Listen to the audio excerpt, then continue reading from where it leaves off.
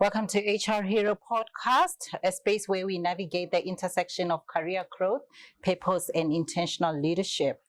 Today, I'm joined by a remarkable, amazing, incredible woman of purpose, Tiisetso Kgomo. Welcome. Stop it. But you are. So Stop it, I like it. Yeah. So Thank you for having welcome. me. Yeah, I'm so excited to have you here, sis. We just want to explore your career, purpose, and the things that you do that inspire other people, right? So you are a software automation engineer. Yes, I am. Okay. I think most companies call it quality assurance, IT quality assurance, but we do more of the automation side. So mostly manual testing and then automating the testing. Oh, so I see. That's just what I do. Yes. I didn't start as, I fell on this one actually because I studied BCom Informatics to become a BA. Yes. And then life happened. Yes. I mean, I was going in that direction, in the process analysis direction, in my first few jobs that I did. Then when I left to pursue entrepreneurship, then I did something else. Yes. Then when I had to come back into corporate, the only thing that found me, I think the career found me. The career found you? No, I didn't apply for it. It wasn't something that I thought of. I never wanted to be a QA. I never wanted to, I never thought about it. Yeah. All I wanted was BA, process analysis, and that's what I did. So, when I got the call to say they needed QAs, I was like, okay. Yeah. Then, eventually 3 years later, 2 years later, fell into the role of automation. Yeah. Yeah. So that's very interesting. So if you were to change one thing in the world today, what is that one thing you would change and why? Sure. I think if I was to talk about changing the world, the first thing I'll do, or it will always be at heart level. Yes. Because I feel like everything trickles down from the heart to everything else. So I will definitely find ways to heal heal people, heal families, heal individuals, because I am a firm believer that healed families breed healed children. And if we have healed children, we have people who can make better decisions and they make clearer decisions. I always say that it's no use being a broken person in corporate because you're not going to fulfill much. You're going to do things to fill a void, but not to make the difference you're supposed to make. Wow. So I'll do hard work. That will change the world. The hard work that will change the world. Yeah, it changes perspective. Your heart, if your heart is pure towards yourself, towards other people, it changes your perspective. It changes how you treat the next person. It changes how you treat yourself, how you show up. So that's so powerful. Yeah. So you remind me of one of my former bosses. He would say he was very passionate about mindfulness and the heart. He would say, as a leader, you must lead from the heart because that's, like you're saying, it changes perceptions. It changes how you relate with other people, how you treat them in the future that you want also for them. That's powerful. So if you were to have coffee with anyone, who would that be and why? Man, I think I would have a whole high tea filled with people. But if it was one person, I think Puti Mahanyele. Man, wow. I've always loved that woman. I think I've always been curious about how her success came about and how she's at the level that she's at. And I think when I found out that she's actually born again, it made me even go crazier because it wasn't even about how the success came, but it was also about how the person remained in the success. Sustainability. Yes, like the kind of person she remained to be, even when she, went higher, is what I think keeps pulling me towards her. So if I had tea with her, I don't drink coffee, so if I had tea or chai latte with her, it would definitely be a conversation that I would have around how do you remain who you are on top, even when you are on top, because money changes people, positions change people. So I think my curiosity is, how do you maintain yourself in success? Yeah. So I'd definitely have coffee with her. That's a beautiful one. You hardly hear of any negative stories around her. Yeah. If she's hiding it, she's hiding it well. She must teach us how. How to. Absolutely. I love her too. So what's your superpower, sis? Well, I think I have a lot. But I think one thing that stands out about me is the ability to call out people's potentials and help them run with it. So I think I can tell when somebody carries something. Yeah. And my passion is always, let's see how we can help you walk in it. It's one thing to just carry potential, but if you don't reach it, you don't have the potential. You don't have the fruits of it. So I'm like, my superpower is knowing, identifying people's potentials or gifts and helping them, walk in them. Yeah. So I love that about you. So you are a coach, a speaker, and an author. Yeah. And also a software automation engineer and many other things. Yeah. So what do you speak about? What do you coach about? Yeah. So I think everything ties together. Yeah. The whole studying things like business analysis, doing process engineering, QA has to do with process. Yes. And identifying, things and being attentive to the little stuff. And I think it goes into everything else that I'm about. The coaching that I do, even though it's not like not an official coach, the coaching that I do is always based on that process, so that you can trace where you've been and where you're going. Yes. And I think I lost what your question was. Yeah. So I was saying, what do you coach about? But so basically you tied it down back to what you do. Yeah. So basically it's that I coach about. Okay, so now that you're here, we need to be able to trace back to where you started, and so that we can build building blocks to where you're going. Yes. So even in my speaking, even if it's healing that I'm talking about, I'll always draw you back to process. I'll draw you back to the how we got here and where we want to go, and how we get where we want to go. Absolutely. So in everything that I do, in my speaking and even in my podcast, it's always about, let's talk about the things that we missed in the middle while we are going, Now you talk about the middle, we're just speaking about in the middle that the center holds. Yes. That's powerful. So I like the fact that you wrote a book. Yeah. A journal. Yeah. Thank you for correction. What is it? Purpose and pain. Purpose and pain. Yeah. Purpose and pain. Yeah. Why that? Why process again? Process again. Yeah. So for me, I think I call it a journal because it's not the actual book that will come, I don't know when the Lord, but it's a book that helps people name their feelings. Yes. Identify with what the pain is, what the actual pain is, not what they think it is, so that they're able to identify the purpose in it. So it's like I call it a little guidebook to guide you in where you are in the moment. Yes. And you'll see when you open the book, it's like a journey that you take. So we'll say it's a journal because there are prompts in there. Yes, you do get to write, but it's like a journey that you take. And I think I said once upon a time in my 9 to 5, and I was not able, and I was my first year in working, we have these big dreams when you start working and you're like, oh, this is what I'm going to do. I'm going to climb the ladder. Yeah, of course. But then you don't have the ego view of what's happening around you. And then you are there, your emotions are not, intact, and you don't know how to separate.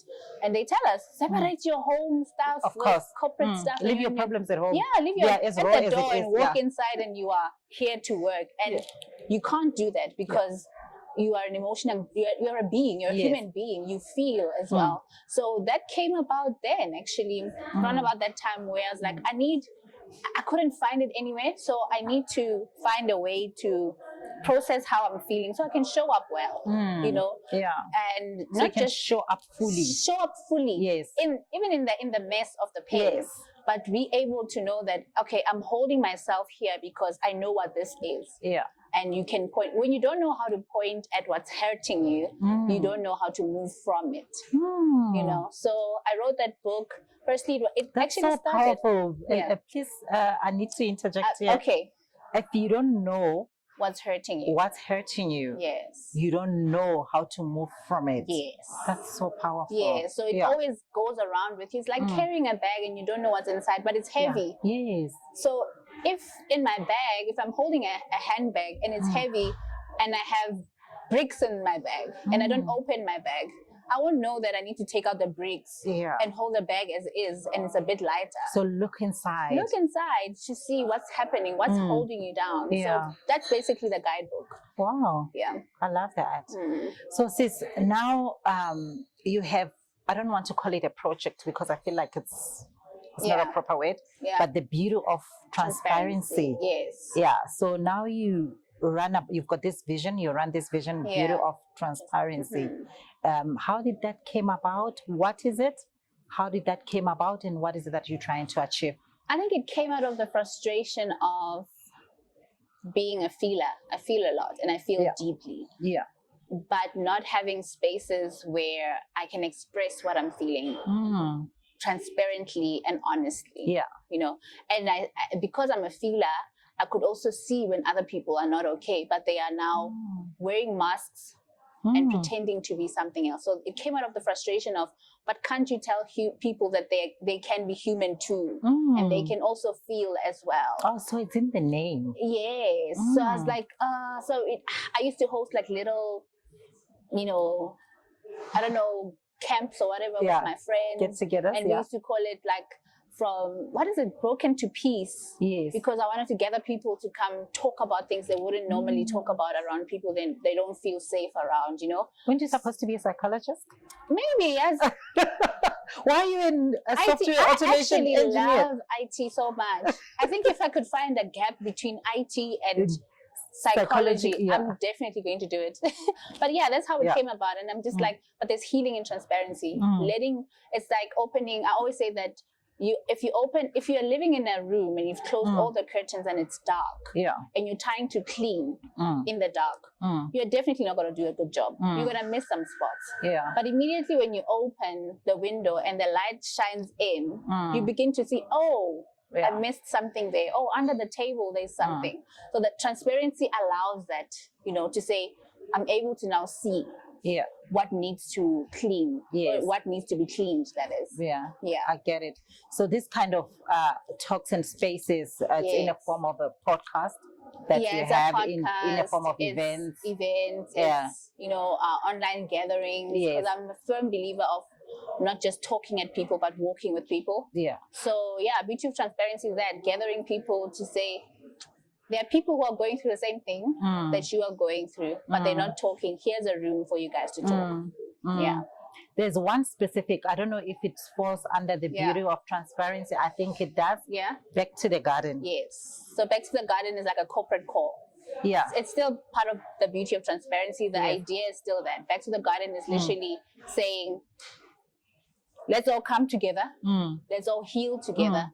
Because there is an invitation to go back to where God's original intent. Yes. But we won't take it if our eyes are filled with scales. So take off the scales, come in, and let's show you the path back to the garden. Yeah. Yo, that's so powerful. I watched one of what do you call it? Was it a conference? Or it was a gathering. Yes. Yeah, that word where you had Jackie Hill Perry. Yes. And I was like, wow, that's so profound. I think it was the first time I actually saw it. And I was like, wow, that's so profound. The discussions happened and I got intrigued and that's definitely the conversations that we are having. And also just bringing people into spaces where because sometimes you see big people and you think they never go through stuff. Yes. But when you bring them closer, you get to understand that, they too go through stuff, but there's a way that you go through certain things so that you don't delay yourself as well. Yeah. So you speak a lot about healing. Yeah. And you also heal loudly. Yes. And I think that's what you say. You say you're healing loudly. Why do you think it's important, especially for women. I know everybody needs healing and all the families, but specifically for women who have had experiences, divorce, why do you think it's important for them to actually heal? It might not have to be loudly like you do.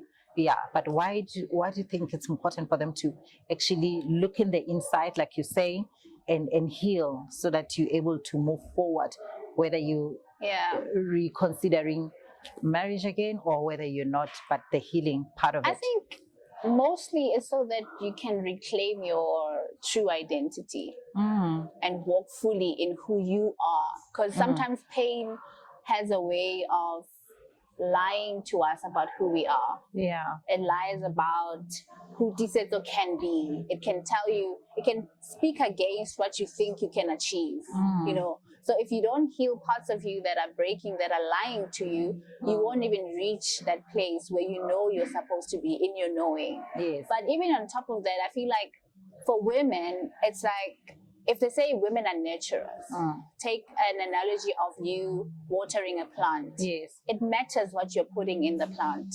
If you're taking care of a plant, it matters what you're pouring into the plant. Yes. But if you are bleeding and you are hurt, you will kill the plant. You will put stuff in there that are not going to necessarily help the plant grow, but you're killing the plant. So it's not only for ourselves, but it's so that this nurturing gift that we have also impacts everybody around us. Our children need to feed from a healed place. If our children were little flowers, the water that we're pouring into them needs to be clean water, you know. So I think it's more, yes, it's about healing self and finding yourself and being able to be the best version of yourself, which is the most amazing feeling. But it's also making sure that generations after you also reap from this work of healing that you've done. Yes. And they also grow from what you're pouring into them.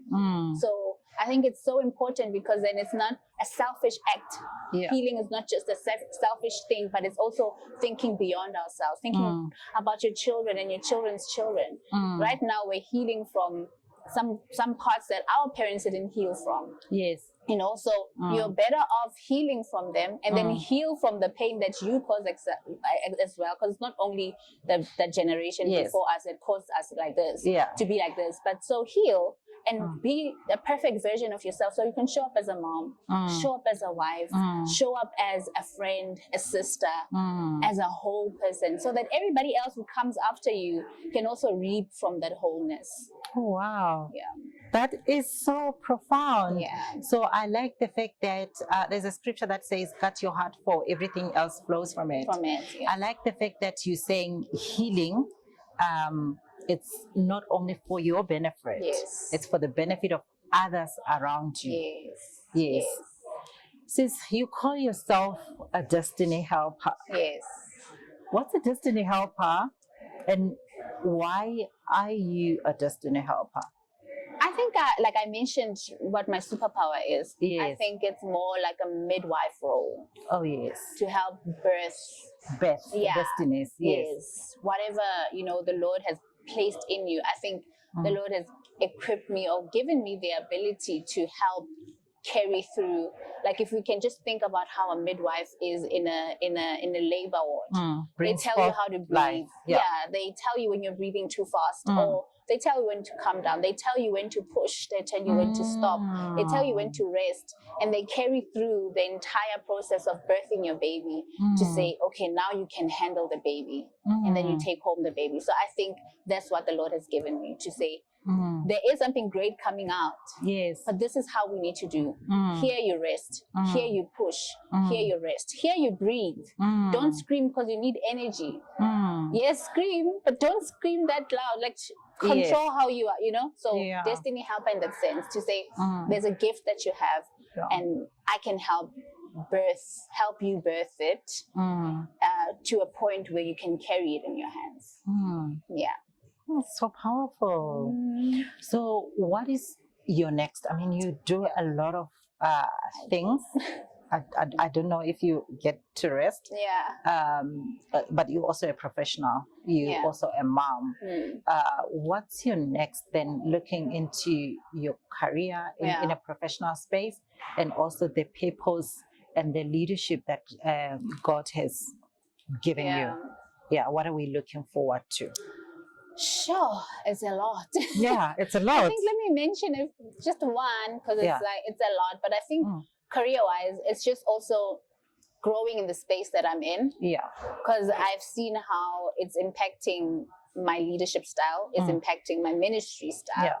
So if I grow in that, I'm able to, also implement in other areas of my life. Yes. And obviously, it's also just growing the community for the Beauty of Transparency community, so that we can have multiple areas where people are receiving the same, maybe in different provinces. Yes. So that people can, they don't wait to come to Joburg to receive, but they can receive where they are. Oh, wow. Yeah, so we're praying and working on something like that, so that we can just include everybody, because healing is for everyone. Healing is for everyone, and I think that's what I can reveal for now.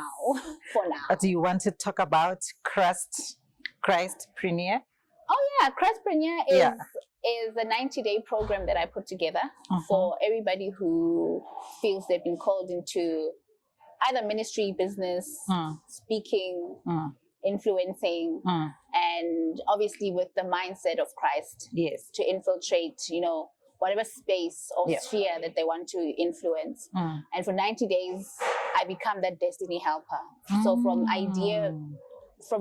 ideation until the day you launch, whatever it is. So if we've already started, we relook, we do strategy to say, okay, this is where you are, but this is where you want to go. The way you're doing it now doesn't work.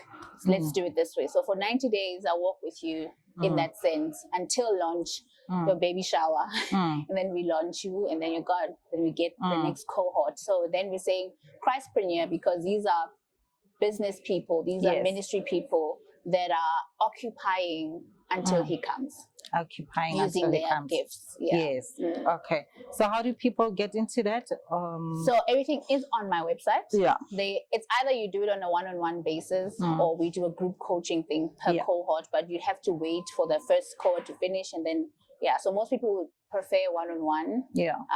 Then it's on my website. You can sign up there. We have like a discovery call where I get to know, well, what is it that you want to do? Can I help you? Because I'm not a jack of all trades. Yes. Yeah. So if I can't help you, I can direct you to people who can help you. And if I can, then we start the process. Okay. Yeah. So on our website, www.tiisetsokgomo.com. That's where they'll find it. Okay. So there's something that's upcoming. Yes. What's happening in May? In May, day before Mother's Day. Day before Mother's Day, Yes. on the 9th of May. Yes. So what's happening? It's called Wildflowers and Wisdom. Yes. We are hosting older women and younger women in one room. I'm a firm believer that we should learn from those who've gone before us. Yeah. We are a generation that wants to just do things, but there's so much wisdom in just sitting and listening to how the other person went through what you are experiencing now, or has already achieved what you are aiming for. Yes. So there's so much wisdom in older women that young women can, glean from and like literally learn from. Yeah. And I think in the room there'll be so many people like Gen X, Gen Y, Gen 2000, 1K, 2K, Yeah. But I feel like in my generation, and I'm a millennial, I'm stuck in between the you're in the middle. Yeah, I'm in the middle. Yeah. The generation that didn't know how to express themselves. Yes. And a generation that is vocal. Yes. So we are like trying to gather the two and live life. We're actually learning from each Yeah, other. exactly. Yeah, So from we're my generation. Exactly. I'm learning from your generation, Exactly. from the next generation. That's why we're having that place to say, come and sit down and talk about, and also enlighten the others to say, yes, we're not in that stone age anymore. This is how things are happening, but grounded also in the word to say, okay, this is how then we do it. And this is how we move forward with it. And that's wildflowers and wisdom. Wildflowers are these flowers that we see everywhere. Yeah. They spread across, and you'd find that you don't even know how they were planted, but they were transported by the wind, by the rain. But they make the field so beautiful. Yes. And I believe that if they were tamed, and maybe they were planted somewhere in a garden, they would look even more beautiful, well taken care of even. Yeah. You know, so that's why we're having this. That's so powerful. So I can't wait to be there. I'm there. 9th of May. Get your tickets. Please. Yes. So there's two things. Yes. What do you say to anyone wanting to step into your current career as a software automation engineer? What do you want to say to them? 2, what do you want to say to women that are broken, that have lost hope, that are willing and wanting to rebuild, but this time rebuild and build with Christ? Okay, so if you want to get into my field, I think formal study is still important. I think a lot of people are thinking it's not. It is very much important. You can never underestimate You can't, yes. So do get into your IT, your software engineering, computer studies, computer science, and then on top of that, do your self, development, your short courses, because they help. Yes. Definitely look into AI courses. Definitely. It's the buzzword. You have to, no matter what you do. The buzzword is AI, artificial intelligence. Literally, AI is what will get you in. Yes. It will get you in even before you finish your studies. Yes. Trust me, So get into that. Get into spaces where people actually do what you want to do. So if it's QA that you want to get into, find yourself, boards or social events that actually speak to what you want to do, because it'll broaden your horizon. It'll broaden maybe your idea of maybe I wanted to be a QA, but actually I want to be a software developer. Teach yourself how to code, how to read code, because even if you don't know how to actually code, but if you can read the code, you are a step ahead of somebody else who doesn't know how to. And then for those healing and those who have lost hope, I know that place so well, and it's not coming from somebody who's just trying to say good words that you can repost, but it's from somebody who understands how it feels, where you don't want to get up because you feel there's nothing worth getting up for. Yes. But I'm here to say, if I'm anything, I bear testament of the fact that getting up when you can helps. Even if it means getting up and taking one step and you're exhausted, you took a step. Tomorrow you take another 2 steps. You did better than what you did last time. You know, for me, it's like, don't rush yourself into a place that you're not supposed to be. Be in the process fully until you get to a place, so that you don't have to come back. Yes. Because sometimes we get out of the process quickly, we get out of the pot quickly, and then when we realize that we are not cooked, we're not go back to the pot. By that time, you're not going to be tasty. You're not going to be influential in any way. So take it as it comes, one day at a time, 1 hour at a go. And celebrate the fact that today, for 3 hours, I was productive, because that's a big deal. Don't now compare yourself to Sis Joyce to say, oh, she did it for 7 days. I'll take the example of going to the gym. Some people will come post and they say, yo, I did 5 days this week. My rings are closed. And you know where you are. You did two rings. 2 whatevers, and your rings are not closed, but celebrate the fact that you got out. And then next time, try harder to get to 3 days a week, you know? So pace yourself. Everybody is on a journey. Even the people that you think have it all are also on some journey. So you'd rather finish your course well, so that you don't have to go redo it again. But Jesus is there also. I feel like a lot of people are making him like this guy that they cannot reach. But if the Bible says he's close to the brokenhearted, and we are all broken, no matter how we want to place it. So he's literally a conversation away. And I'm not saying like those practice prayers that we do, but literally a conversation away. And what I've learned is that God is so gracious that he listens to me even when I'm not Christianizing my conversation with him.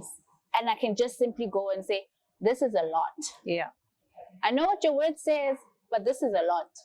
And I need you to help me apply this word that you're giving me, because sometimes we are rehearsing words, but we don't know how to apply them. Yes. And the only person who can teach you how is him. It's him. Yeah. So he's your safe place. He's your refuge. Take it one day at a time. You are okay. You're not weird for not wanting to come out of bed for that day. You'll come out of bed tomorrow, and that's fine. And it's okay. Yeah. He's a friend that sticks closer than a brother. He really is. Yeah. Thank you so much. So what is important, what I'm getting from you, is the process. Yes. Go through the process, because then you don't have to repeat or That go is the Bible. back. The Bible says, let perseverance complete its course. Amen. Yes. Let perseverance complete its course. It's the process. Thank you for sharing your purpose, the beauty of transparency, and what is it that you're driving. And thank you, sis, for leading in a manner that you lead. We can't wait for Christpreneur. Sounds interesting to be guided in that way. And for the Wildflower event, yes, we're there. Thank you for joining the conversation. Thank you so much for having me. Let's be intentional with our development. Until the next.